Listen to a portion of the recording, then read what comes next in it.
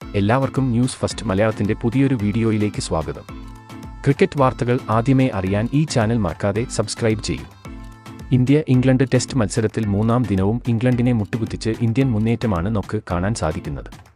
മൂന്നാം ടെസ്റ്റിന്റെ രണ്ടാം ദിനം കളി അവസാനിപ്പിക്കുമ്പോൾ ഒരു വിക്കറ്റ് മാത്രം നഷ്ടത്തിൽ ഇന്ത്യ 196 റൺസ് നേടിയിട്ടുണ്ട്. മാത്രമല്ല ആകെ 322 റൺസ് ലീഡും ഇന്ത്യക്ക് ഇപ്പോൾ ഉണ്ട്. വെറും 121 പന്തിൽ നിന്ന് സെഞ്ചുറി പൂർത്തിയാക്കി മുന്നേറിയ ജയ്സ്വാൾ ആണ് ഇന്ത്യൻ ശക്തിയായി ഇന്ന് മാറിയത്. ജയ്സ്വാളിനൊപ്പം പൂർണ്ണ പിന്തുണയുമായി ഗില്ലും ഇന്ന് നിലയുറപ്പിച്ചുണ്ടായിരുന്നു. ഇന്നത്തെ മത്സരശേഷം ജയ്സ്വാൾ പറഞ്ഞത് ഇങ്ങനെയായിരുന്നു: കഴിഞ്ഞ മത്സരത്തിലേതുപോലെ തന്നെ സെഷൻ ബൈ സെഷൻ ബാറ്റ് ചെയ്യാനാണ് ഞാൻ നോക്കിയത്. പരമ്പര സമനിലയിലായിരിക്കെ ഈ മത്സരം ജയിച്ച് ലീഡ് നേടണം എന്ന ഉറച്ച തീരുമാനത്തോടെയാണ് ഞങ്ങൾ മൂന്നാം ടെസ്റ്റിന് ഇറങ്ങിയത്.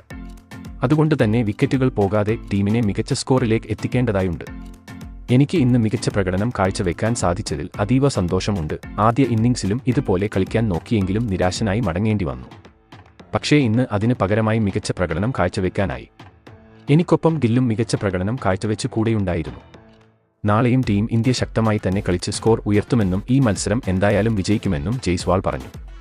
ഇന്നത്തെ മത്സരം കളിക്കുമ്പോഴും സഞ്ജു പറഞ്ഞു തന്ന വാക്കുകൾ എൻ്റെ മനസ്സിൽ ഉണ്ടായിരുന്നു. അതുകൊണ്ട് തന്നെയാണ് എനിക്ക് നന്നായി കളിക്കാൻ സാധിച്ചതും. അതിൻ്റെ ക്രെഡിറ്റ് ഞാൻ സഞ്ജു സാംസൺ നൽകുന്നു എന്നും ജയ്സ്വാൾ കൂട്ടിച്ചേർത്തു. ഇന്ത്യ ഇന്ന് നന്നായി തന്നെ ബാറ്റ് ചെയ്തു. നാളെയും ഇപ്പോലെ കളിക്കാൻ കഴിയും എന്ന് ഉറപ്പാണ്. പരമ്പരയിൽ ലീഡ് നേടാൻ ഇന്ത്യക്ക് ഈ മത്സരത്തിൻ്റെ വിജയം നിർണായകമാണ്. അതുകൊണ്ട് തന്നെ ഇന്ത്യ വിജയിക്കുമെന്ന് നമുക്ക് പ്രതീക്ഷിക്കാം.